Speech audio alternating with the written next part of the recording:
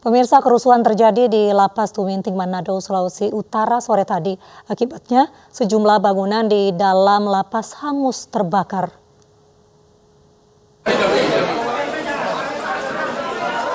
Ratusan napi bentrok dengan sipir dan petugas TNI Polri di dalam lapas. Aparat sempat melepaskan tembakan peringatan, namun napi semakin beringas dengan melempar batu dan botol. Sementara itu, satu napi mengalami luka tembak.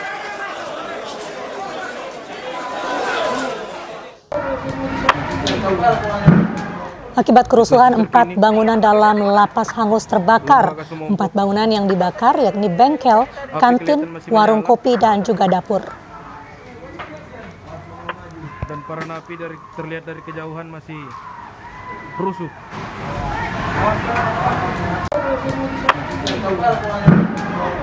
Situasi terkini. Dan pemirsa, untuk mengetahui mengenai perkembangan terkini, kita terhubung dengan Kabid Humas Polda Sulawesi Utara, Kombes Pol Jules Abbas. Ya, selamat malam Bapak. Selamat malam Mbak Mirva. Ya, Pak, bagaimana kondisi di lapas saat ini? Baik, terkait dengan situasi di Lapas Tuminting sampai saat ini dapat saya sampaikan kepada Mbak Mirva ya bahwa saat ini kondisi lapas sudah sangat kondusif. Jadi sudah sangat kondusif. Kita petugas kepolisian ya bersama-sama dengan petugas lapas sudah berhasil menguasai Lapas Tuminting ini semenjak kurang lebih sekitar jam 19.30 atau setengah 8. Kita bekerja sama dengan segenap instansi terkait, ada mitra kita dari unsur TNI, kemudian ada petugas pemadam kebakaran, petugas medis juga bahu-membahu untuk bersama-sama melakukan memulihkan situasi di dalam lapas. Demikian Mbak Mirva. Ya, Bapak, lalu bagaimana dengan kondisi setelah kebakaran ini? Benarkah kebakaran ada di 4 tempat begitu?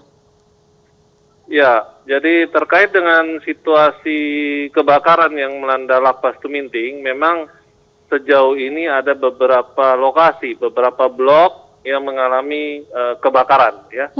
Kebakaran yang tentunya dipicu atau dilakukan diduga oleh warga binaan yang ada di dalam lembaga pemasyarakatan Tuminting ini. Berarti pemicu kebakarannya dari penghuni lapas begitu?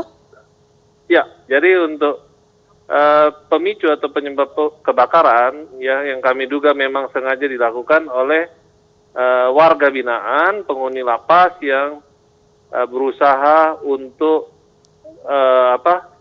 keluar, artinya membuat kerusuhan keluar dari Lapas Tuminting. Namun hal ini dapat kita cegah dan sejauh ini semenjak tadi jam setengah 8, jadi kami mulai melakukan tentunya dengan negosiasi terlebih dahulu, Mbak. Jadi kami lakukan negosiasi yang sebelumnya sudah dilakukan negosiasi oleh petugas lapas sebanyak 2 kali. Kemudian petugas kami dari kepolisian juga melakukan himbauan kita melakukan negosiasi dengan warga binaan sebanyak 3 kali, ya. Namun ini juga tidak berhasil, tidak diindahkan. Sehingga sejak setengah 7 malam tadi, kurang lebih 18.30 waktu Indonesia Tengah, kami setelah melakukan himbauan, kami melakukan tindakan tegas terukur. Tentunya untuk memulihkan situasi yang ada di dalam lembaga pemasyarakatan Tuminting itu sendiri. Dan kami berhasil dengan gerak cepat, tentunya bersama-sama dengan petugas lapas, ya, dengan mitra kita dari TNI, dengan petugas damkar juga membantu untuk memadamkan api. Kita dengan gerak cepat kita berhasil menguasai, sehingga kurang lebih selama 1 jam kita sudah menguasai lembaga pemasyarakatan Tuminting kembali dan situasi sudah sangat-sangat kondusif. Ya, situasi sudah sangat-sangat kondusif, berarti warga binaan juga saat ini semuanya berada di lapas. Apakah ada korban-korban atau ada warga binaan yang kabur begitu? Baik, jadi terkait dengan warga binaan yang sampai saat ini berdasarkan hasil koordinasi kami dengan petugas lapas, dengan Kalapas sendiri yang langsung memberikan informasi bahwa sejauh ini sudah dilakukan perhitungan dan sampai saat ini kami ketahui bahwa belum ada warga binaan yang melarikan diri. Artinya dari hasil perhitungan sementara ini tidak ditemukan warga binaan yang melarikan diri. Namun memang berdasarkan hasil koordinasi dan perhitungan tadi ada warga binaan yang mengalami luka, kemungkinan kena lemparan batu atau kaca.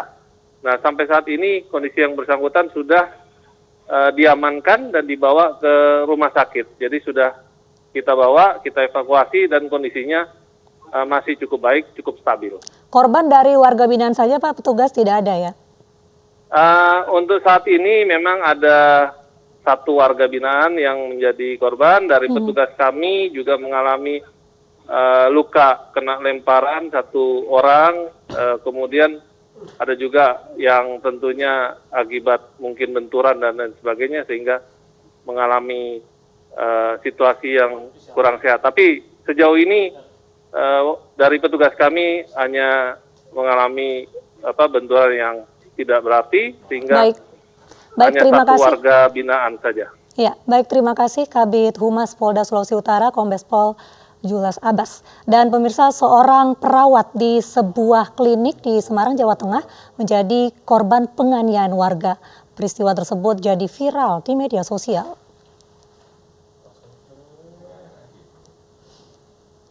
Aksi penganiayaan seorang perawat terhadap warga terekam kamera pemantau. Insiden bermula ketika perawat menegur pelaku yang datang untuk berobat tanpa mengenakan masker. Diduga tak terima ditegur, pelaku kemudian emosi dan menganiaya korban.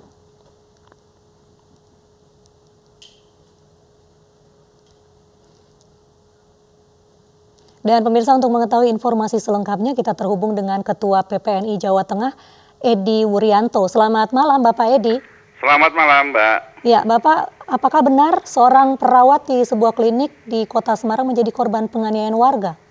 Ya benar, jadi tanggal 9 April Hidayatul Munawaroh ini kan bekerja di klinik Pratama Dwi Puspita Semarang Timur. Lalu ketika dia memberikan pelayanan, ada pasien yang tidak pakai masker, ya tentu kita ingatkan ya, karena tentu semua pasien standar yang panas itu kan memang harus menggunakan masker agar tidak menular kepada yang lain, terutama yang melayani. Nah ternyata pasiennya malah marah-marah, memaki, mengancam, dan menampar korban. Padahal pasiennya kan laki-laki ya, yang ditampar ini wanita, ibu-ibu. Ini sudah kita masukkan ke proses hukum, sudah ditangani oleh aparat kepolisian. Kemudian satu lagi tanggal 2 April, ini 3 perawat di RSUD Bendan Kota Pekalongan, ini dikeroyok oleh sejumlah orang di sebelah Masjid Kelurahan Separo Kebulen. Ketika dia ingin berkoordinasi dengan pengelola dan penggali kubur untuk proses pemakaman pasien wanita COVID-19 ODP. Tapi tiba-tiba dihadang langsung oleh sekelompok warga, diserang, dipukul pakai helm, sampai patah tulang hidung. Ini juga sedang kita proses. Berarti ini bukan kali pertama perawat dianiaya ya Pak, tapi kembali lagi ke kasus perawat yang dianiaya dengan ditampar oleh pasien ini, berarti alasan warga ini menganiaya semata-mata karena tidak terima untuk disuruh menggunakan masker begitu? Ya betul, jadi tentu kan standarnya kita ingatkan ya, kadang-kadang kalau diingatkan pasien ini kan muncul respon tidak terima, marah, lalu melakukan upaya-upaya mengancam dan menampar tadi. Jadi semata-mata sebetulnya untuk pencegahan harus pasien harus pakai masker karena kan ini punya potensi untuk menular. Informasi terkini mengenai pelaku ini Pak, apakah masih menunggu proses hukum? Ya, ini sedang diproses hukum oleh Polres Semarang Timur. Dan nama sedang dilakukan proses hukum, panggil, periksa dan sebagainya, dan dia dikenakan pasal 352 KUHP. Ya, Bapak, apakah saat ini puskesmas dan juga rumah sakit sudah memberikan keamanan khusus bagi para tenaga medis ini, tidak hanya perawat tapi juga dokter, agar hal-hal seperti ini tidak terulang kembali?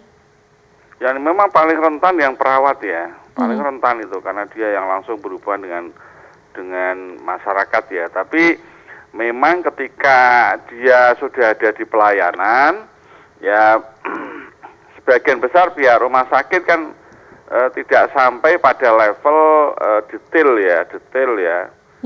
Memang kita harapkan saat ini yang menjadi fokus kami itu pada yang COVID-19 ini, agar semuanya ini terpantau betul. Nah, para direktur rumah sakit ini memang kami harapkan ke depan pencegahan lingkungan kerja yang aman, yang nyaman, yang bisa menjamin keselamatan kerja yang baik ini perlu ditingkatkan, ini diupayakan ini. Ya, baik. Terima kasih Bapak Edi Wuryanto, Ketua PPNI Jawa Tengah atas informasi yang diberikan. Dan pemirsa, hari kedua penerapan PSBB di DKI Jakarta lalu lintas dari arah Tangerang menuju Jakarta masih ramai. Petugas dari kepolisian dan Dishub berjaga di checkpoint Jalan Ciledug Raya. Dan berikut laporan Armalina dan juru kamera Eri Nugraha dari checkpoint Ciledug Raya. Ya pemirsa, hari kedua diterapkannya pembatasan sosial berskala besar di wilayah DKI Jakarta untuk di checkpoint yang berada di Jalan Ciledug Raya. Perbatasan antara Tangerang menuju ke Jakarta ini masih banyak ditemukan pelanggaran terkait PSBB. Itu diantaranya masih banyak pengendara motor yang tidak melakukan physical distancing, yaitu dengan berkendara berboncengan. Lalu juga untuk pengendara mobil ataupun motor masih terlihat ya belum menggunakan masker. Dan di sini pun di checkpoint antara perbatasan Tangerang menuju ke Jakarta dijaga oleh petugas dari kepolisian maupun Dishub, di mana petugas tadi sempat memberhentikan sejumlah pengendara, baik pengendara beroda 4 ataupun pengendara roda 2 yang terlihat tidak menggunakan masker. Di mana tadi petugas memberikan sejumlah masker dan juga memberikan sosialisasi terkait adanya PSBB ini.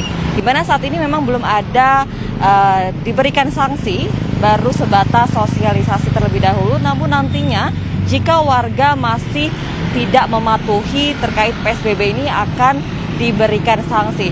Memang untuk sampai saat ini di hari kedua diterapkannya PSBB di wilayah DKI Jakarta, dari pantauan kami ini untuk arus lalu lintas dari arah Tangerang menuju Jakarta masih terlihat cukup ramai pengendara yang melintas, baik itu mobil ataupun motor.